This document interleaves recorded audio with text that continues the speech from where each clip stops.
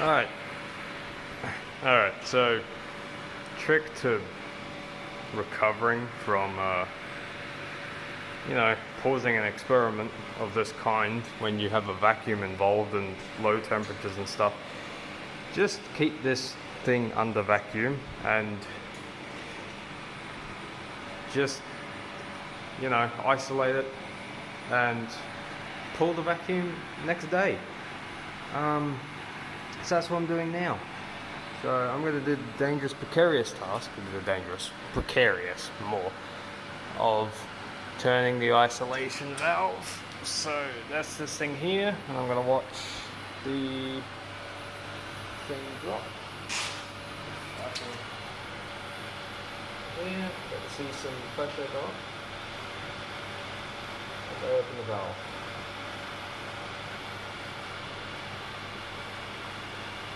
Or not. Just no pressure. Just nothing. There's no way there isn't air inside this thing right now. There we go. Just let it come down. Alright, so you see what I mean. This is the sort of shape that we want for like a semiconductor. It gets a lot more extreme when you work with actual things. This material is pretty weird, but like it should be more of a, because it's like a log scale, so you have like that. But no, this one's just a smooth curve even on the log scale, which is fine, I guess.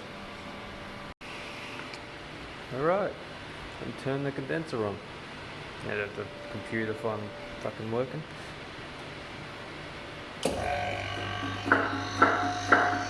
Yeah, I can see they'll make a god-awful noise for approximately the next 9 hours.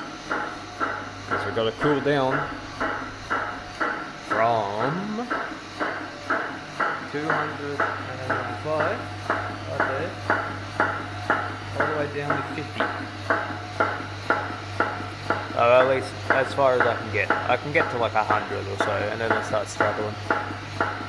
Alright, so while that's cooling down, here's a graph. Right, we have 1 over t, and here I think is going to be the natural log of mu. Right, so what we actually want to extract here is this minus b on kb part. This is 1 on t, so this is our, suppose like our x-axis, here's our y-axis, here's the slope. So it's just basically we want to find something that gives us a straight line. And what we're going to end up with is a bunch of points like that, and I'll do a linear regression through them, and I'll get some sort of negative slope here. And from that, this delta E, put like a little A there, is the activation energy. It's basically how much energy is required for basically each exciton to jump from molecule to molecule. Basically, it's basically the minimum energy required for like the semiconductor to actually function. And I think my favorite thing about being inside of a physics lab like this is like you just have random crap like this. This is a piece of quartz that goes on a vacuum chamber, but it's quartz, not glass, right? So it's like several $1,000s. Well, you can't really see because I don't want to get too close to the refrigerator, but we're getting down to about 200 Kelvin now. And I've started to freak it because the voltage has gone up, the current actually has gone up substantially, and that's not meant to happen, it's meant to go down, making me think that something's happened inside the sample chamber that I have no control over, apart from when I put it in, meaning when I was putting the wires on the device or something, perhaps something went wrong. I'm not sure, maybe when the devices were being made, something went wrong.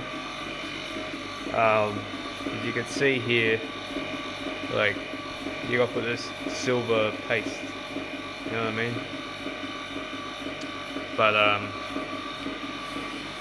But if you put it on wrong, then, you know, maybe a short can happen, or maybe the current's flowing through somewhere else, or maybe I've just screwed the electrodes. I don't know. Honestly, I don't know what's going on, and I've only got 3 months until my thesis is due.